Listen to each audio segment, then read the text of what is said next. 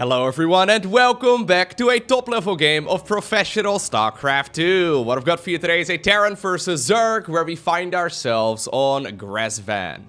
Spawning right here in the bottom right hand corner of the map, playing with the blue Terran SCVs from South Korea, we have ByuN. His opponent in the opposite corner from Italy, playing here with the red Zerg drones. We're looking at Reynor's main hatchery. Although that being said, Reynor, he recently moved over to the Netherlands. So as a Dutchman, I think I can indeed bestow upon him the honorary citizenship of being, you know, Dutch. I definitely have that level of power, right? I can definitely do that. Anyhow, both of these guys, of course, ridiculously good at the game. This year so far in the games that they've shown, they are looking very strong as well. Now, I'm currently in the process of preparing videos in advance, so as of me recording this video, it is currently the 4th of February. I am Katowice will probably have wrapped up actually by the time you're watching this video, because this is actually the last one I need to create in order to make sure that I have a video to post pretty much every single day. Anyhow, as I'm making this video, Reynor is currently this year so far at a win rate of 72% in tournaments, and ByuN is at 76%. Now, obviously, the sample sizes are rather small because both of these players haven't been participating in that many events, but there's no denying that they are continuing the trend that we've seen over the last couple of years, where they're both really good at the game, okay? This probably doesn't really come as a surprise to anyone, but yeah, seeing them both in the 70s when it comes to their win rate is pretty sick. Watching them play when they are in their 70s, though, is going to be pretty sick as well. I hope we're going to see that, okay? I hope I get to commentate that game in like 2063 or whatever. It's gonna be hype. Hello everyone, welcome back to another game of StarCraft 2. That's probably not what I sound like when I'm 70. Hopefully that's not what I sound like when I'm 70. But at least, you know, 90 is the new 70, or 70 is the new, anyways, doesn't matter. What we've got right here, before I blabber onwards about unrelated stuff, is a ByuN special. Nobody really does this build, especially not with a third Barracks. This is a Reaper, quote-unquote, proxy, right? Where the proxy is his own base. Maybe a little bit strange, and I can imagine that Reynor is gonna misread this as well, because he doesn't see that third Barracks. So at this point, he knows that he's gonna go up against a little bit of Reaper play. He's seen 2 Barracks at the front, but does he respect this enough to realize that it's actually a triple Rex opener? That's so weird. Normally, when you go for a triple Rex, you build the Barracks on your opponent's side of the map, so the units actually get to, you know, where you want them to go a little bit quicker. But apparently not ByuN. ByuN doesn't need it, right? We're on Grass Van. This map is, I guess in the current map pool, relatively small, but still feels really large. Anyways, that is what, no, Loco, don't get distracted again. Don't do it. Okay, command center is gonna go down. One of the nice advantages, of course, of going Reapers like this is that you can create a wall now. Since they're only 50 minerals, 50 gas each, you can very easily, save up the resources for a command center. So I do like this build, but you have to get some sort of damage done. The Reapers are taking turns.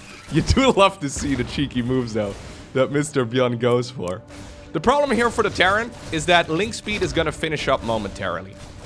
And metabolic boost is going to make all of this a whole lot better here for the Zerg. Although I say that, if he loses any more Zerglings now, it's going to be a little bit troubling, right? Because, sure, he's going to have fast Zerglings, but if he's going to have like 5 of them, it's not going to be that helpful that they have little wings. Okay, 1 drone going down so far is not too bad. It's mostly the Zergling losses here. Yeah, now suddenly all of the units are stuck in the main base. Link speed does finish up, but these drones are running for their lives. And this is exactly what ByuN is looking for here in the early game. He's still producing Reapers, though. I actually thought he would transition away from it by now. That is, once again, a very ByuN-esque move. These Terran players know very well when link speed finishes up, so normally you're like, okay, by the time link speed is finished, there's really no reason for me to still make Reapers, because they're probably just going to get picked off, but nope. Apparently ByuN, I think he looked at the amount of damage that he did to those Zerglings early on, and he said, you know what, don't mind if I do. I'll just keep making a couple more of these bad boys. Okay, so in the end, very good start right here for the Terran player. And now you gotta play ByuN in a macro game, which is arguably where he's scarier. Okay? I mean, we're not done yet with the Reaper harass, but I do think this is gonna get cleaned up here eventually. I mean, he needs to be careful, man. The link count is still growing. We're at 26 links now. I don't understand why he's still out here. I guess with any follow-up attacks, these units aren't that useful. You can sometimes still boop around a bunch of those grenades, right? And you can still get rid of a few of the a few of the banelings. Anyways, this is what I was concerned for. Yeah, now suddenly they have nowhere to... Well, in theory, they have nowhere to go. The queens on the high ground also helping out. ByuN's still getting a tremendous amount of value out of these units, but in the end, they're all gonna go down. Okay, so where exactly are we at right now? ByuN, a little bit concerned for maybe a baneling bust, decides to go for 2 bunkers here, but that is not happening. There are a lot of Zerglings available, and honestly, I can't blame ByuN right here for thinking that there might be a baneling follow-up, because I probably would have done it if I was in Reynor's shoes. We've got this many Zerglings left over and this little economy. You're almost forcing your opponent into an all-in, but yeah, if he was intending on doing so, seeing those bunkers will probably, push that idea out of his mind anyways. There's even a spot over here too for like a supply depot or another bunker that would really create a very tight wall right here for ByuN. Okay, so instead what Reynor is doing is transitioning towards a 3rd hatchery, and I would imagine he's gonna start holding down that drone button. The question is though, when do you stop droning, right? That is the question you always have as Zerg. If you know the magical answer, please let me know, because that will probably skyrocket me straight to the top of Grandmaster League. Knowing exactly when to stop droning and when to start making army is honestly the golden rule of Zerg, right? It's incredibly hard. It's incredibly hard to determine exactly when you want to stop.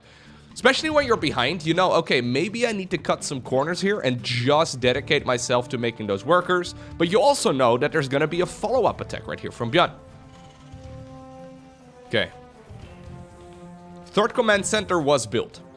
This is the first assumption that Reynor has to make. If he doesn't, I mean, yeah, if there wouldn't have been a 3rd command center here, this push right here from ByuN would have been significantly bigger. And I wouldn't be surprised if Reynor would just end up losing the game straight up, because he is droning hard, man. So he's making the assumption he doesn't want to fly in an Overlord, because that would cost him an Overlord, and that would result in less drones. Now, to be fair, I would say probably, from ByuN, maybe 8 times out of 10. I was going to say 9 times out of 10, but from ByuN, probably 8 times out of 10, it will be a 3rd CC on the back of this. And apparently this is the point where Reynor once again goes back to unit production, but notice how greedy he's been. He went from like 20-something workers straight to 57. He just started up a baneling nest as well. There's only a single Evo chamber upgrade, so this push has to be held with queens and lings only. There's a lot of energy available on those queens, but a little bit late on some of those transfuses. Okay, good shuffling right there on the Medivacs as well. ByuN, you are... there's something beautiful in watching ByuN play StarCraft 2, man. Especially if you've tried playing this style of Terran yourself as well. It is... I know there's a bunch of guys that are like, Lowko, hold my beer, I got this. But doing all of this while also managing your bases, it looks straightforward. And this wasn't even the hard part of the game yet, right? But yeah, it all looks straightforward, but it's very easy to accidentally lose everything. Anyhow, Lair is going to finish up here for Reynor momentarily, and he'll probably go straight into the baneling speed upgrade. Baneling speed is a critical upgrade for Zerg players to make sure that they don't lose.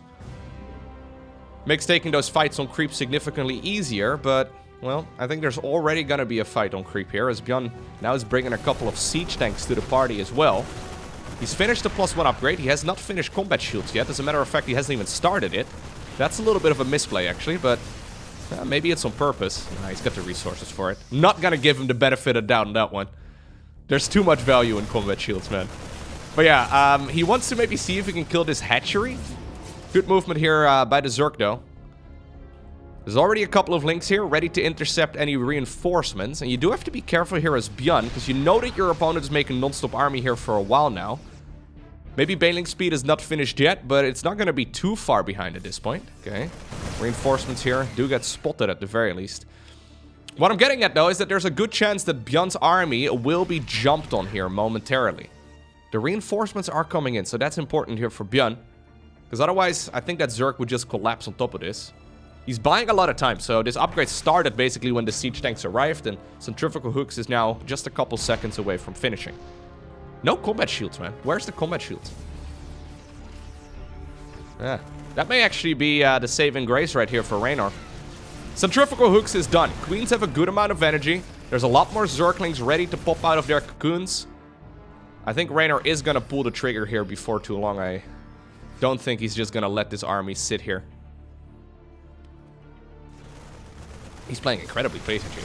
That's one of the things that Reynor historically has never been that great at, I feel. I mean, over the last couple of years, he's obviously gotten a lot better, but okay, finally we do pull the trigger. It's time for him to try and collapse on top of this. Banelings being microed individually in the direction of where those biological units are. Siege tanks also trying to target fire in the middle of those Baneling clumps. And while that army does get cleaned up here in the end, that was really good once again here for ByuN. All of these traits, right? They're incredibly cost efficient here. 161 Zerglings have already gone down. That said, Reynor has got a 4th base up in the meantime. He's got himself a 2nd evolution chamber as well. He could start thinking about going for a transition here towards, for example, lurkers. I think lurkers would be an option if he wants to. Ultralisks are quite a bit better as well with the new multiplayer balance patch. But of course, ByuN is gonna continue putting his foot on the gas. He's not gonna slow down here. This is what made Reynor incredibly popular, right? Back in the day. Rather than ever taking fights, he would basically always go for Zergling counterattacks instead. And it worked for a long time. Then players really started picking up on it, but it's never really left his repertoire, I suppose. He's still got... That's the first time I've used the word repertoire in a StarCraft cast. Probably the first, like, first of the 5 times I've ever used that word. You're welcome. You're welcome. You can hit the like button now. Thank you. Thank you. For my incredible performance. My vocabulary is expanding. Ooh, there's another one. We do have continued aggression right here from ByuN. But the supply count here is not lying, right? So this is all because of that early game from ByuN. So notice how ByuN is just using this as little stepping stones to try and, yeah, get himself into a better and better position. Now finally, by the way, he realized that the combat shield upgrade wasn't there yet. Needed that for that previous fight. I honestly would have liked to see that upgrade finished here with that, like, little shenanigans that we had. Anyways, we're once again in the same position. Reynor's production at this point is much bigger, so yeah, he's gonna pull the trigger much faster as well, though I say that, even though the queens... Where are all the queens? I guess they were preoccupied trying to clean up the drop here on the left side of the map. Anyways, they are out on the map, but they did not, yeah, step in the right position there to try and save that hatch. In the end, though, Reynor does clean up the army. He does clean up the siege tanks at the cost of a hatchery. A new hatchery, however, finished up right north of the one that was just killed, and I don't think this is really that bad here for Reynor at all. Hive is coming up. I mean, overall, the game is pretty bad for Reynor. That fight over there, I think, was actually quite okay. Even though losing a hatchery does feel pretty bad overall. A couple of Widow Mines. He knows that these units are here. There's a couple of Widow Mines. Look at them. Encasing this Zerg army. Encasing. That's the first time I've ever used that word as well. You're welcome. I'm going to start reading the dictionary every night before bed. The English dictionary, to be, you know, entirely clear. Don't think a Dutch dictionary would really help me out all too much. Although at this point, I probably know more English words than Dutch words. If I'm being totally honest. I speak a lot more English these days than I speak Dutch. Anyhow. Liberator being annoying. This is, of course, mostly to create a distraction. Couple of Zerglings coming in from the back. Good control here once again by the Terran. He's now trying to bait this army. Ooh, that was almost a disaster right there for that entire clump of Banelings. But Reynor managed to keep that... Oof, managed to keep that squad alive as he killed the Widow Mines right before they could fire. A little bit of a Widow Mine drop here as well. My god, these guys are good, right?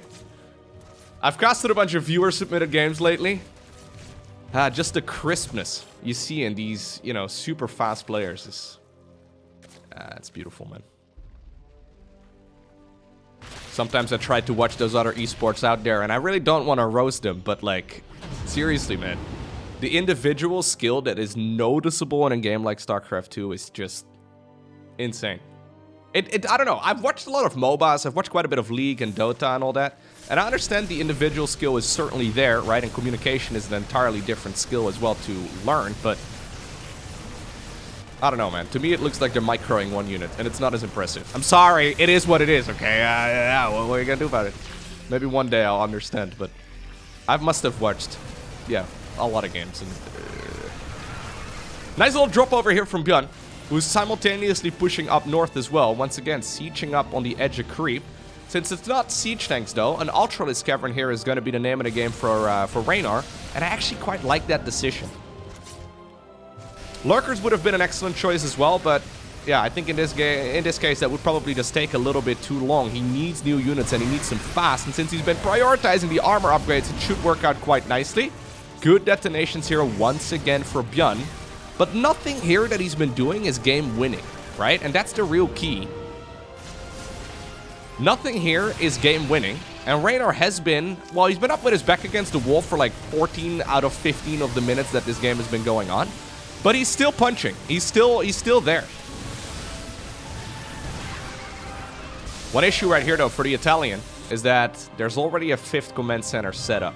It's not like this is a 3cc or a 4cc all-in, which is what we see very frequently.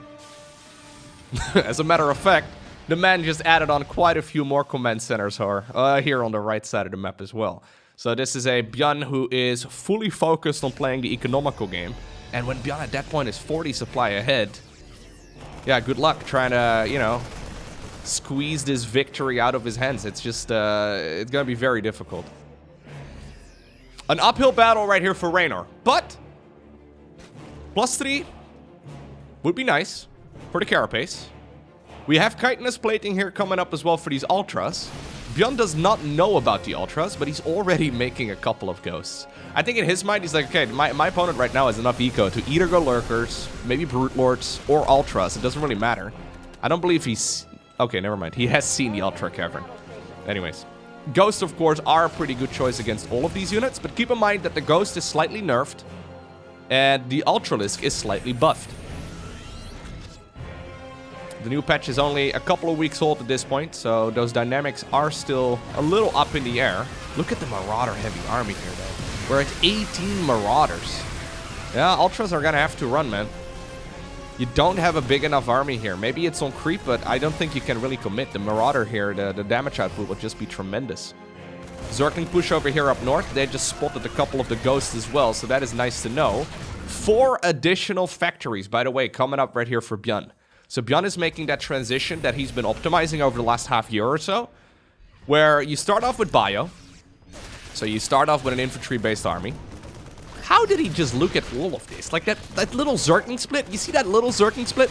There's so much to do at this point in the game. Look at these guys. They're like playing a little mini-game inside of the mini-game right now. They're playing like 14 arcade machines at once. How does that make... Anyways. What was I saying?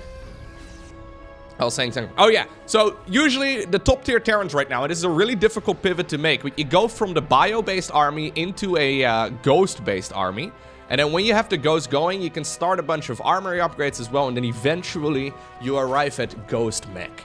And Ghost Mech is considered to be the ultimate army for Terran versus Zerg. So if you can get to that point,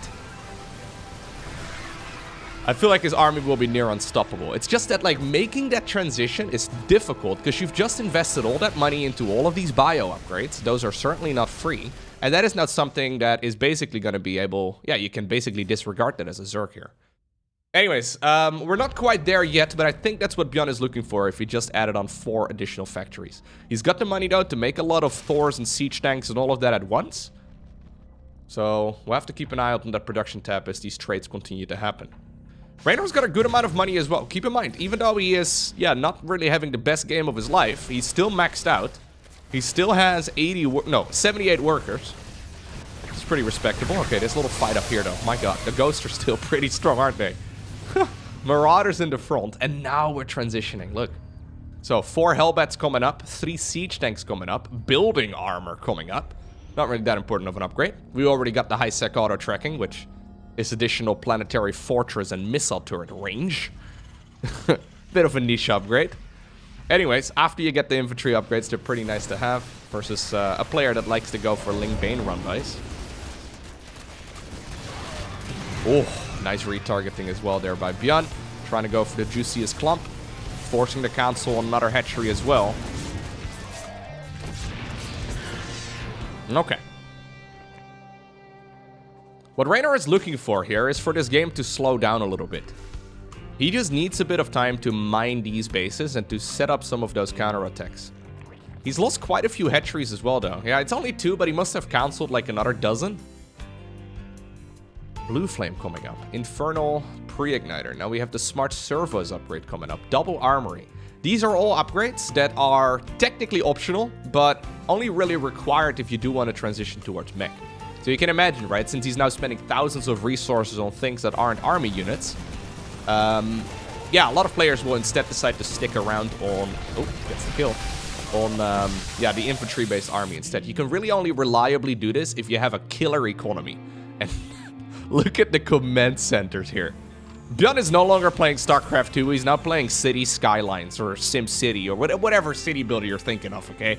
This is so many command centers, it's ridiculous. Double planetary fortress up here, by the way. That is kind of cool. Yeah, I think it's actually a great idea. This is certainly going to be where Zerg is going to be attacking next. Well, Reynor is already coming. Planetaries are not done just yet, but there's a killer army as well now on the run.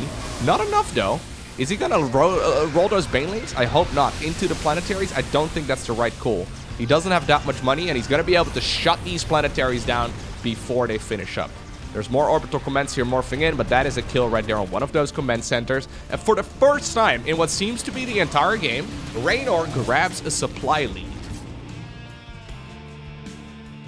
That siege tank transition is coming up. Hellbats are rolling out of the factory, but it's expensive, and he doesn't have that much money. Army value-wise, look at the advantage right now that Reynor has created for himself. Honestly, very impressive. 10 SCVs being produced at once. Okay, that is not something you see very often. Just to clarify, Terran did not change to a larva mechanic. They generally do not have 10 command centers done, but well, he's got 10 command centers plus a bunch more morphing into orbitals and planetary fortresses as well. Okay, this time around, one planetary finishes, and I believe the second one will not be too far behind either. I would love to see this one getting repaired back up. Don't do it, Reynor. I don't think you want to jump in there, man. The siege tank count is growing. Ah, well, the fight went well a minute ago. It must go well again. Let's see. God, look at the amount of siege tanks. There's a couple liberators up in the air as well. Okay, siege tanks in the back dealing a lot of damage. Ghosts running backwards as much as possible. Oh my god, this is a super expensive fight right now, though. For the Italian. I mean, he does clean this up. Maybe I'm mistaken? Maybe that was the right call? No, no. The problem is, killing those two command centers was nice, but there are so many ready to replace this. Killing 16 SCVs at the 7-minute mark is nice, but at 22 minutes, it does not hit the same way. Reynor does have money here to remake a bunch of Ultras. Okay, the Marauder count and a couple of Hellbats here in the front ready to soak up. A couple of Zerglings around the back as well, allowing that Ultra to maximize its splash damage. Siege tank left to its own, but there was a medevac ready to go and pick it up too. Alright. Okay, well, we're gonna have to look at the income right here. We're gonna have to see when those mules start bringing back those blue minerals. Keep an eye out right here on ByuN's income over the next 10 seconds. Are we gonna hit the 4K? Yeah. Are we gonna hit the 5K? So this is minerals per minute, by the way. Pretty unheard of to see 5,000 minerals coming in off of a 66, okay, near 5K. Off of a 66 SCV economy. Okay, so you know what? I actually was a little bit afraid that Reynor was gonna collapse on top of this, and that at that point, you know, ByuN would look at it, he would run away to units, and then immediately retaliate and kill this expansion and push through. That did not happen. This position's still scary, though. We're now already at 15 siege tanks. A couple of Vipers up in the air as well. Vipers, of course, phenomenal with their blinding clouds. Abductions did get nerfed a little bit, but still not a bad option. Blue Flame Hellbat drop, sure. Why not? Ooh, that was weird. That was a little bit funky. Not exactly sure what happened there. Anyways, yeah, so now you can't really clean this up with just a bunch of Zerglings. Instead, you're going to be sending in the Queens, maybe an Ultra. You really don't want to be spending that much attention onto something that only costs ByuN, like, you know, 3 seconds of thinking. You don't want to, like, this is an attention economy now, right? You don't necessarily want to spend 50 APM on something that costs your opponent 10 APM to execute. I wouldn't mind seeing Reynor give up on this expansion, man. There's really no great reason to push through this. He's gonna try and do it again. Love those missile turrets. Look at the siege tank count. My god, okay. Good pullback there as well by Reynor. The siege tank count is actually becoming a little ridiculous. We're at 16 tanks right now with more coming up. Liberators. Liberators are a little bit cheaper in the new multiplayer balance patch. You can see that ByuN doesn't have a whole lot of gas. So the fact that they are 25 gas cheaper is actually very nice. Ooh. Pew, pew, pew, pew. Sniperinos going down once again. This expansion is not that important, Reynor. Yeah, just get rid of those drones. Well, don't get rid of them, but like move them away. Oh. Move them away. Send them down south. Just, you know, to any of these other bases instead. There could be a command center here eventually, but I don't think that's really that critical. Okay. 25 minutes in. The game has stabilized to the best of Reynor's abilities, but ByuN is still in a very good position. Don't you think you've got too many command centers at this point, ByuN? That is 3. That is 17. 18. 18 plus 2. That's 20. 20 command centers. Plus a bunch that died this game. Yeah. So we're basically at... If he makes one more, we've had 25 command centers at this point, right? Math in a video. Don't do it. I think I can count, though. Maybe, no, probably not. Okay. Blue Flame Hellions right there, right? It's so nice. Those Hellbats just... roasting those Zerglings. It's always a funny unit to see added into the mix because they die to everything, but you know, when it's just Zerglings, super good. Couple of snipes right there as well. Okay, so Ghost Mech has arrived. It's here, it's powerful, it's well upgraded. ByuN has got money for days. He is, by the way, gonna land this base. Maybe mostly for the gas. I think the gas is probably most important here.